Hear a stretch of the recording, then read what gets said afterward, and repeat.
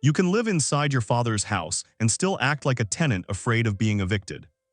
There's a particular kind of exhaustion that nobody preaches about. It doesn't belong to the person who walked away from God, who stopped praying, who abandoned everything. It belongs to the one who never did, the one who showed up every single time, who served, prayed, read, gave, led, sacrificed, and still carries this quiet, unnamed feeling at the end of the day that something is off, that somehow after all of it there's still not quite enough. The cruelest part is what it looks like from the outside, and in the mirror, it looks exactly like faithfulness. What I'm about to describe is a shift so gradual that most believers never catch it in themselves. But once you recognize it, and you will, there is no going back to not seeing it. And that moment of recognition is exactly where the healing begins. Here is what this shift actually costs. When you begin relating to God as an employer rather than a father, you don't simply lose joy, you lose access. You pray, but you don't expect to be heard the way a child expects a father to stop everything and listen. You serve, but you cannot receive. And a relationship in which you can only give and never receive is not a relationship, it's a job description. And jobs, even sacred ones, eventually produce a burnout that no amount of dedication can prevent. There are 5 signs that this shift has already taken hold. The 5th one is the sign that most faithful Christians cannot face directly, but will get there. The first sign lives in how you pray, not whether how. When you pray as a child of God, the conversation begins from inside the relationship. It begins with belonging. When you pray as an employee, the conversation begins with justification. What you accomplished this week, what you fell short on, a mental time card submitted before you dare make a request. You'll know this sign by one particular feeling. Before asking God for something, you sense you first need to earn the right to ask. Like the quality of your week determines whether your petition even has a chance. A child runs into a room and asks without rehearsing the request. An employee schedules a meeting and prepares talking points.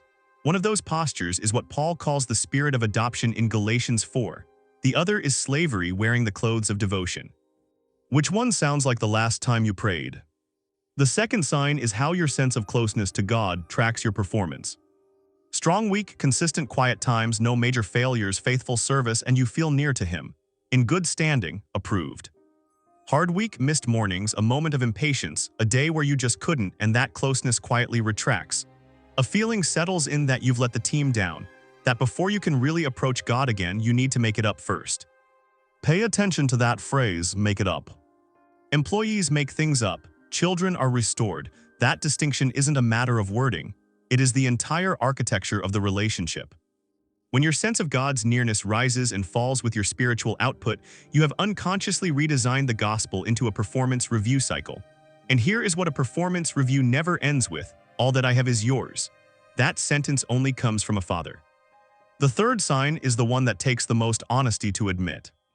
You've stayed, you've sacrificed things other people wouldn't even consider. You've chosen faithfulness over and over, quietly, without applause. And then maybe at church, maybe on your social feed, maybe in your own family, you watch someone who walked away and recently came back receive visible, overwhelming, undeniable grace. A breakthrough, a testimony, a restoration that lands in front of everyone.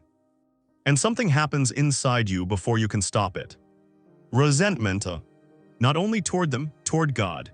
A quiet, burning sense that the math doesn't add up, that something is structurally unfair, that you have been working in the field all day while someone else who barely clocked in is getting the celebration. You may never have said it out loud, but you felt the weight of it. That feeling has a name, and it is not what you think. It is not proof of spiritual failure. It is the cry of someone who forgot they were already home.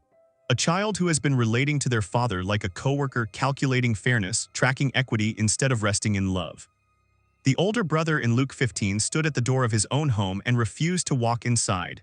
Not because the door was locked, because resentment convinces you that you must earn what you already own. And this is where everything shifts.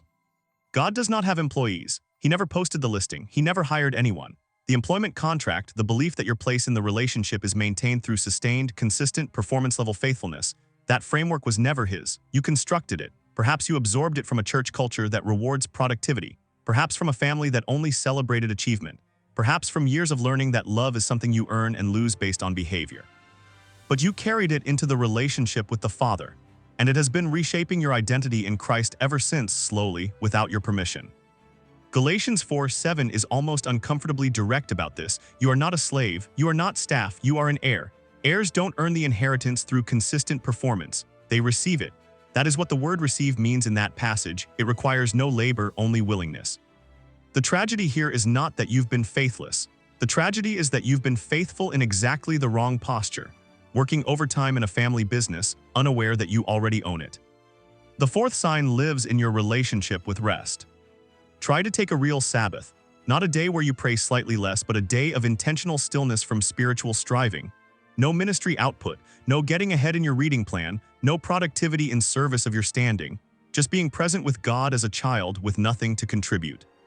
Feel what happens inside when you attempt that.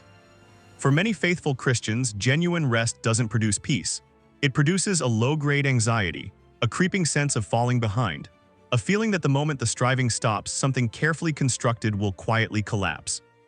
Employees live in fear of being replaced. Children rest in the security of belonging. If stopping makes you feel like you're losing ground rather than exercising a birthright, the employee framework has gone deeper than you realized. It has colonized your understanding of rest itself, turned something God designed as an inheritance into something that feels like negligence. And the fifth sign, the deepest one, the one that reveals the core belief underneath everything. Watch what happens when someone offers something to you spiritually. When someone prays over you in a moment of vulnerability, when a message seems written for the exact thing you're carrying, when God moves in a service and the invitation is plainly open and the moment is clearly for you. Do you receive it?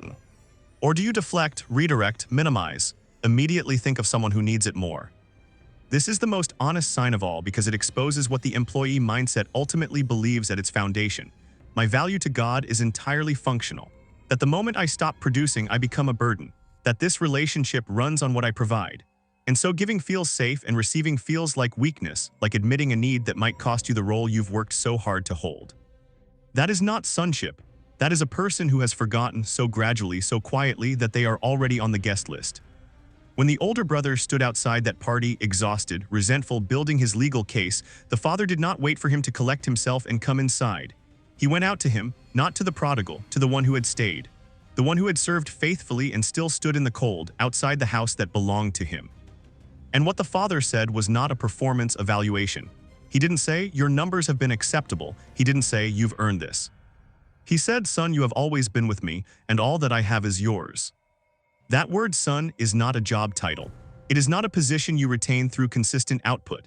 It is what you are, whether your week was marked by faithfulness or by fracture, whether you're standing in the field at your best or collapsed at the door unable to go in. You are not on probation. The inheritance was never something you were earning. It was always already yours. When this becomes more than a concept, when it becomes something you actually believe, prayer changes. You stop presenting time cards and start having conversations. You stop measuring God's nearness by your productivity and start resting in the fact that His closeness is not something you earned and therefore cannot lose. You stop watching other people's blessings with a mental spreadsheet, because grace, you finally understand, is not a limited resource distributed according to merit. It is a Father who is already running toward you before you've finished your explanation, before you've fixed what you broke, before you've earned the right to ask. The identity Paul describes in Galatians 4:7, heir not slave, is not a spiritual level you unlock after enough obedience. It is already true of you, right now, in this moment. You are not His employee, you are His child. That is not a title you maintain. It is a truth you keep returning to. There is one question worth sitting with tonight. Not whether you are serving God enough, you already know the answer to that. This question is different. When did you last let Him serve you? When did you come to Him with nothing to offer, nothing to report, no ministry update, no improvement to present, just you tired needing to be held? Because that is the conversation He's been waiting for. The feast was never behind a locked door. The older brother just couldn't believe he was already on the guest list. You are,